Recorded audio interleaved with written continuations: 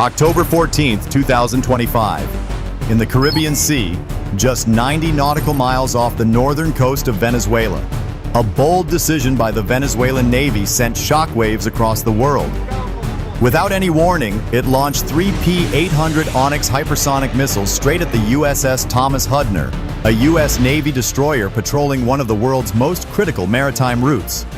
Two missiles were intercepted, but one found its mark, ripping through the deck and tearing the vessel apart in the vast, silent expanse of the ocean.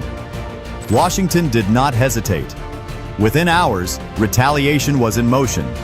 Two B-52H Stratofortress bombers, escorted by two F-35 Lightning II stealth fighters, roared into the sky from Barksdale Air Force Base, their destination, the Venezuelan capital in Caracas, where senior officials were allegedly orchestrating a covert operation to smuggle cocaine and weapons into the United States.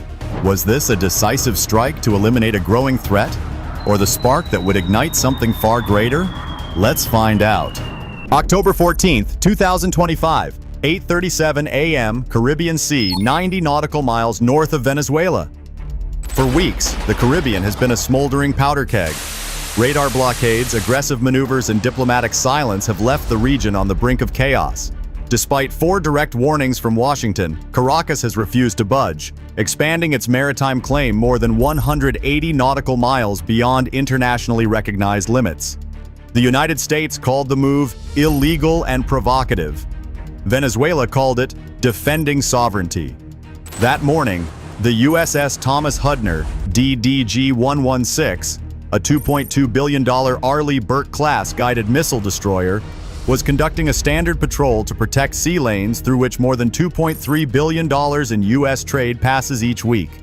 Any disruption here could ripple through global energy markets and supply chains in a matter of hours. At a naval command post near Puerto Cabello, a Venezuelan radar technician froze. A new signal flashed in his sight. Sharp, steady, unmistakable. USS Thomas Hudner. Minutes later, officers on the Venezuelan ship's bridge began arguing. Was it tailing them, or was it invading their waters? The radio chatter became tense. At 8:40 a.m., a single command cut through the tension. Fire! 3 P-800 Onyx supersonic anti-ship missiles, each weighing 6,600 pounds and capable of Mach 2.6, whirled off the launcher. The sky was a blinding white. Within 24 seconds, sensors across the Caribbean detected a massive shockwave.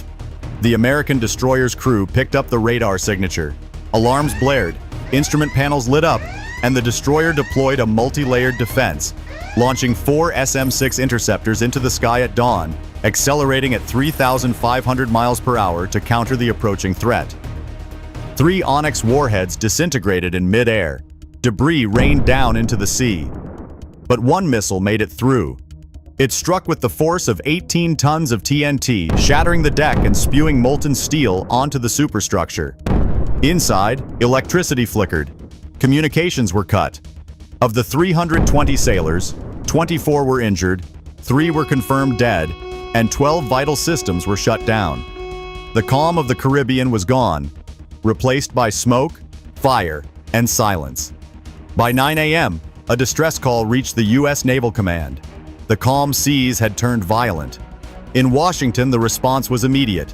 Would the United States strike back immediately, or would Washington pause for a single breath to consider diplomacy?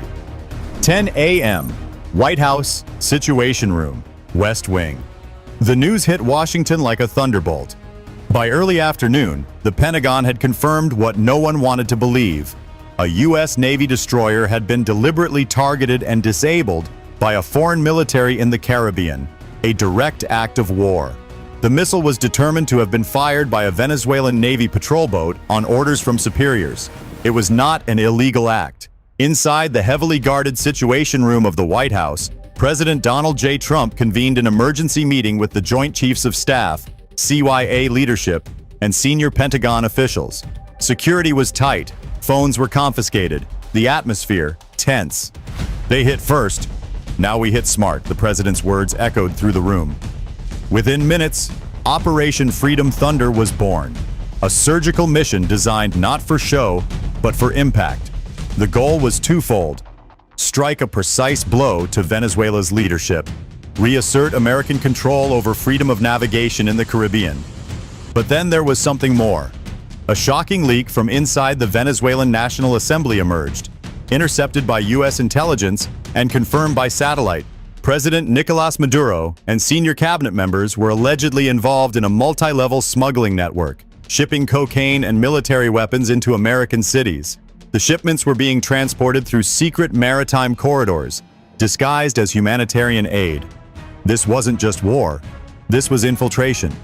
At 5:17 p.m., the orders were signed. At 5:20 p.m., a safety call is sent to Barksdale Air Force Base, Louisiana. Within 90 minutes, America's most formidable long-range punitive weapon will be in the sky. Two B-52H Stratofortress bombers take off from Barksdale Air Force Base, Louisiana. Target: Venezuela's National Assembly in Caracas. The countdown to vengeance is on. Was the U.S. unleashing its arsenal to punish or simply to warn what could come next? October 15, 2025, 7:45 a.m. Caracas, Venezuela, National Assembly Building. At dawn, Venezuela awoke to a delusion of calm. But 35,000 feet above the capital, the storm had begun. Two B-52H Stratofortress bombers, call signs Bunny 01 and Bunny 02, had departed Barksdale Air Force Base, Louisiana, 7 hours earlier. Refueled in the air by a KC-135 tanker, the bombers were not alone. Flying with them was an EA-18G Growler, a U.S. Navy electronic warfare aircraft tasked with jamming Venezuela's integrated air defense network. Its mission: to blind the enemy before they could see the bombs. At the same time, two F-35 Lightning II stealth fighters flew in tight escort formation, silent sentries protecting the bombers from any last-minute intercept attempts. As the strike group approached from an unexpected southern direction, Growler unleashed a full-spectrum electronic attack on Caracas's radar system. In underground bunkers and command centers, Venezuelan operators stared in disbelief, their screens filled with dozens of false returns, the flickering echoes of phantom aircraft darting in every direction. Every signal was a ghost, every lock-on attempt a failure. And in that moment of confusion, they never saw the real threat coming. Their target had been locked for hours: the National Assembly building in central Caracas, a symbol of Venezuelan power and, according to newly leaked intelligence, a hub for coordinating drug trafficking and arms smuggling into the United States. At 7:45 a.m., without a radio call or warning shot, the Stratofortresses dropped their bombs. 5 GBU-31 JDAMs, 2,000-pound precision-guided bunker busters programmed to strike within a 10-foot margin of error.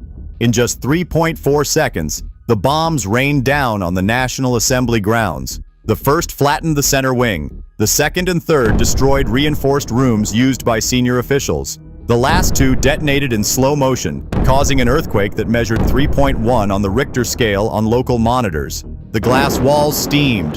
The power went out for 6 blocks. Surveillance footage then captured a 120-foot-high fireball that pierced the roof and hurled steel into the sky. Inside, chaos reigned. Dozens were injured by collapsing ceilings, shock waves, and debris. 12 political staffers were hospitalized, including 2 senior advisors to President Maduro. Miraculously, Maduro himself was not present, but the building and the message were beyond repair. Emergency sirens blared across Caracas. Civilians fled. Jets took off. But it was too late. The B-52s and their escorts were gone. Phantoms in the sky. The entire operation, from the radar jamming to the final strike, lasted less than 7 minutes. Not a single U.S. asset was affected. This was not just an attack.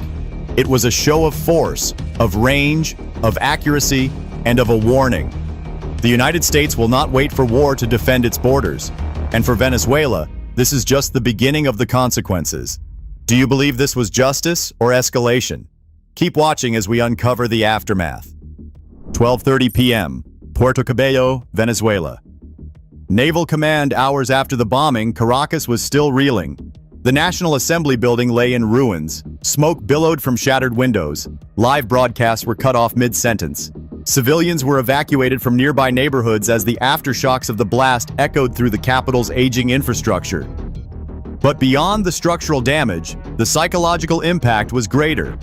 This was more than just an airstrike. This was a precise destruction of political trust. Inside Venezuela's military command, chaos gave way to silence. Officers who had pushed for aggressive naval patrols now faced a paralyzed chain of command. 2 senior naval commanders were confirmed wounded in the attack. 1 died en route to the hospital. Communications between branches were unstable. At least 5 key encrypted network nodes had been knocked out by the shockwave. Meanwhile, Pentagon analysts monitored satellite heat signatures across Venezuela. Every military base was placed on emergency lockdown. But no counterattack was underway. No missiles were loaded. No planes were taking off. The message was clear. Venezuela had been silenced. President Trump held a press conference at 1 p.m. Eastern Standard Time. He declared, "The United States did not start the war, but we stopped the threats. We warned. They fired. Now they are rebuilding." Behind him, charts showed cocaine shipment routes intercepted by the DEA from Venezuela to Florida. Another screen showed surveillance camera images of secret weapons caches hidden beneath humanitarian aid warehouses. This is not speculation, but hard evidence. The international response was swift. NATO members issued statements of support. 25 countries suspended diplomatic channels with Caracas. Insurance premiums for shipping near Venezuelan waters tripled overnight. Inside Venezuela, panic began to spread. Thousands poured into the streets, fearing further U.S. airstrikes. Government spokesmen denied any wrongdoing, but leaked documents, some traced to defected security officials, told a different story. The missile strike on the USS Thomas Hudner had been approved at the highest levels. And now, that decision was costing them. From strength to perception, Venezuela's bold defiance collapsed in less than 24 hours. What began as a show of sovereignty ended in a smoking pit of fire. And the American flag, once fluttering over the Caribbean, now flies stronger than ever, with thunder still echoing in the background. October 16, 2025, 7 a.m., global markets, shipping lanes, and diplomatic halls. The dust had not yet settled in Caracas, but the world had already changed. By dawn, satellite imagery confirmed what many had feared. The National Assembly was unfit for use. Engineers estimated reconstruction would take no less than 18 months and cost upwards of $120 million US. Dozens of critical government systems, records, communications, surveillance servers had been wiped out. But the ripple effects didn't stop at Venezuela's borders. Global insurance conglomerates issued an emergency advisory. All vessels transiting within 300 nautical miles of Venezuela would face surcharges up to 400%. Shipping companies rerouted tankers through longer paths, some diverting more than 1,000 miles to avoid potential retaliation zones. The result? Crude oil delivery delays from Brazil and Guyana.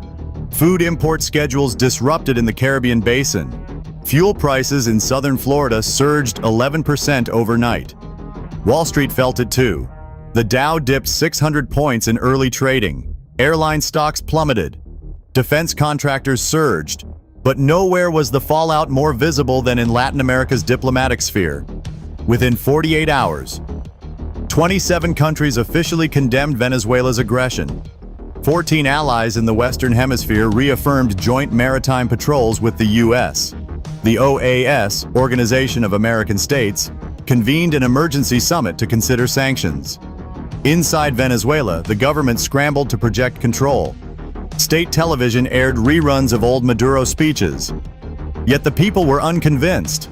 Protests erupted in 5 major cities demanding accountability for the failed missile strike and its consequences. Leaked hospital reports confirmed at least 46 injuries from the assembly bombing. Food shortages began to spread as infrastructure outages disrupted supply chains. Blackouts hit 3 major provinces. And in the background, U.S. drones quietly resumed overwatch patrols along the northern Venezuelan coastline, silent guardians reminding the world who now controlled the air. In just 2 days, a single missile fired in arrogance had triggered a cascade of punishment: military, economic, diplomatic, and psychological. As one Pentagon official stated anonymously, "We didn't just neutralize a threat. We rewrote the balance of power in the Caribbean." And for Venezuela, the final lesson was clear. Sovereignty cannot be claimed through provocation. It must be earned through discipline. The storm had passed, but the silence it left behind spoke louder than any detonation. October 17th, 2025. The Caribbean Sea was calm again, but it was not the calm of peace. It was the silence that follows a scream. In less than 72 hours, the world had witnessed a military exchange that defied every expectation. A missile launched without warning, a response delivered without hesitation, and a superpower's message carved into the concrete of a capital city. No formal war had been declared. No traditional battlefield had been drawn.